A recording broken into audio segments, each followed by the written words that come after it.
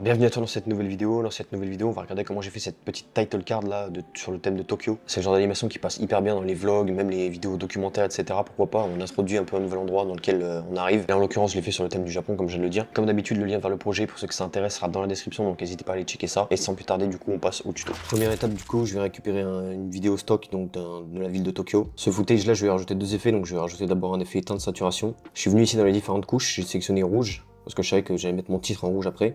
Et j'ai augmenté un tout petit peu la saturation des tons rouges. Et ensuite, j'ai rajouté un effet courbe que j'ai paramétré comme ça pour venir récupérer un petit peu de contraste sur mon image et augmenter la luminosité un petit peu aussi en même temps. Par-dessus ce footage, du coup, une fois que j'ai mis les effets, je rajoute une petite vignette. Cette vignette, du coup, c'est un calque solide noir. J'ai réduit son opacité à 20% et j'ai juste tracé un masque dessus, comme ça, un petit peu à l'arrache, sur la zone que je voulais pas en fait affecter par la vignette. Par-dessus, j'ai rajouté un calque d'effet sur lequel j'ai rajouté l'effet luminosité et contraste. Donc je suis venu augmenter un petit peu la luminosité et pareil, j'ai tracé un masque pour justement augmenter la luminosité que ici, sur la route. Et de nouveau un effet teint de saturation où j'ai augmenté la saturation globale cette fois un tout petit peu, pour vraiment faire ressortir cette zone un peu centrale, et que ça contraste pas mal aussi avec les bords. Étape suivante, du coup, j'ai fait mon titre principal, donc j'ai commencé par venir taper mon texte ici. Le nom de la police, si jamais il y en a qui sont intéressés, c'est Akira. Le texte, je le trouvais un petit peu trop épais, je voulais l'affiner un petit peu, donc j'ai rajouté un effet qui s'appelle dilaté et rodé simple. Cet effet, il va venir ronger un petit peu les bords de mon texte, ça va l'affiner un petit peu, parce que je trouvais vraiment que la police était trop lourde. Ensuite, ce texte, j'ai dupliqué, j'ai enlevé le fond, j'ai mis simplement le contour et j'ai décalé un petit peu sa position pour que ça fasse un petit peu cet effet de 3D sur mon texte. Et à l'intérieur de mon texte, pour rappeler un petit peu encore plus le Japon, je suis venu rajouter une texture là de petites fleurs de cerisier. Ça à la base c'est une image que j'ai récupérée comme ça avec ses couleurs. Et pour arriver au résultat final, donc je rajoute d'abord un effet de teinte que j'ai paramétré comme ça, donc simplement rouge et blanc.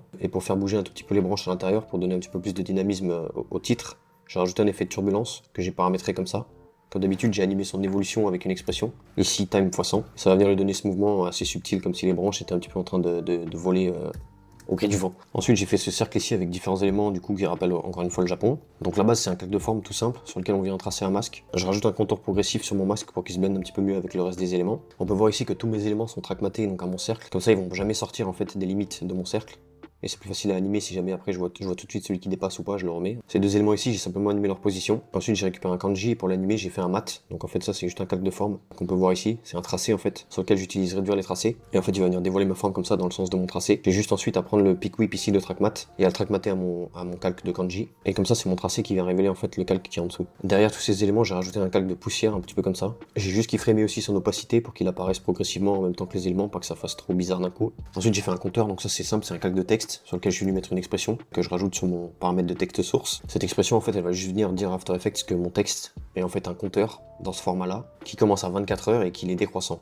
Plus le petit bout de texte ici que j'ai rajouté. Ensuite, même principe que pour le titre principal, j'ai dupliqué ce texte, j'ai enlevé le fond, j'ai mis simplement un contour, et là je suis venu masquer en fait les différentes parties que je voulais pas qu'on voit sur le texte, pour donner encore une fois cet effet de 3D un petit peu à mon texte. Et ce compteur il est animé ensuite avec cette animation sur After, glissé vers le haut par caractère. Pour terminer sur les éléments, je suis venu faire ici une espèce de petite boussole. Cette boussole c'est juste des calques de forme comme ça que je suis venu tracer. Alors pour les lignes, j'ai tracé une petite ligne, j'ai utilisé ici l'effet répétition. Je l'ai répété comme ça autour de mon cercle, donc je suis venu en fait ici dans mes paramètres de répétition, mettre énormément de copies. Et en fait, je suis venu ici changer les paramètres de rotation, donc les répétitions vont venir se mettre comme ça autour de la première. Même principe pour les lignes un petit peu plus grandes ici, j'ai simplement réduit le nombre de répétitions et mon trait ici que j'avais tracé à la base, je l'ai agrandi. Ensuite, je relie tous mes éléments ici à un contrôleur principal sur lequel j'anime la propriété de rotation, qui va venir faire tourner ma boussole. Mes aiguilles ici, je les ai parentés à nul, comme ça je peux les bouger indépendamment de la boussole. Ce nul ici, je l'ai parenté à la boussole, comme ça les aiguilles tournent en même temps que la boussole, mais je peux contrôler aussi les aiguilles en même temps. Et ensuite, je viens simplement animer les paramètres de rotation pour donner une rotation un petit peu comme ça au pif.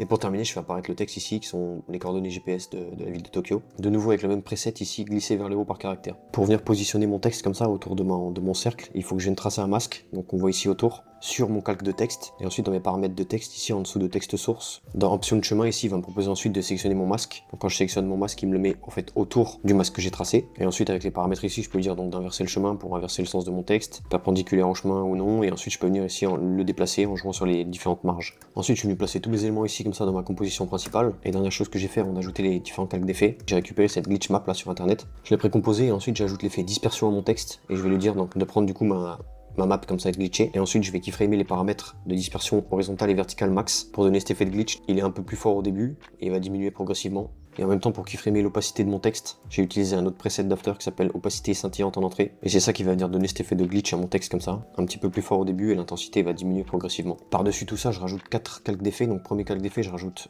une aberration chromatique, donc avec le plugin gratuit Quick Chromatic Aberration 3. J'ai rajouté aussi du grain. Ensuite, j'ai rajouté une postérisation temporelle, donc ça ralentit un peu la cadence de ma vidéo. Là, je l'ai mis à 15 fps au lieu de 24. Et par-dessus, pour faire comme une espèce de vignette, parce que là, c'était pas la peine, mes contours sont déjà très sombres, donc si je rajoute une vignette, on y verra que dalle. Et dernier calque d'effet, du coup, je rajoute un flou cadré accéléré, sur lequel je viens tracer un masque que j'inverse, et en fait je mets le flou simplement visible dans les coins, avec pas mal de contours progressifs, comme ça il est blendé dans la scène. La différence est assez subtile, mais ça aide quand même à concentrer un peu l'attention sur le centre de l'image, où il y a tous les éléments et le titre. Et voilà pour cette animation du coup de title card, c'est la première fois que je faisais une title card comme ça, et franchement c'est assez cool. N'hésitez pas à me dire ce que vous en pensez dans les commentaires. Comme j'ai dit au début, le lien du projet sera dans la description, donc n'hésitez pas à aller checker ça. Je vous mettrai aussi le lien vers mon Insta, je suis plus actif là-bas, donc n'hésitez pas aussi à aller me follow là-dessus. Si la vidéo vous a plu comme d'habitude, n'hésitez pas à laisser un petit like, un petit commentaire. Je lis tous les commentaires, donc franchement n'hésitez pas à me donner votre avis, ce que vous aimeriez voir un peu plus sur la chaîne. Et moi je vous dis à bientôt pour la prochaine vidéo.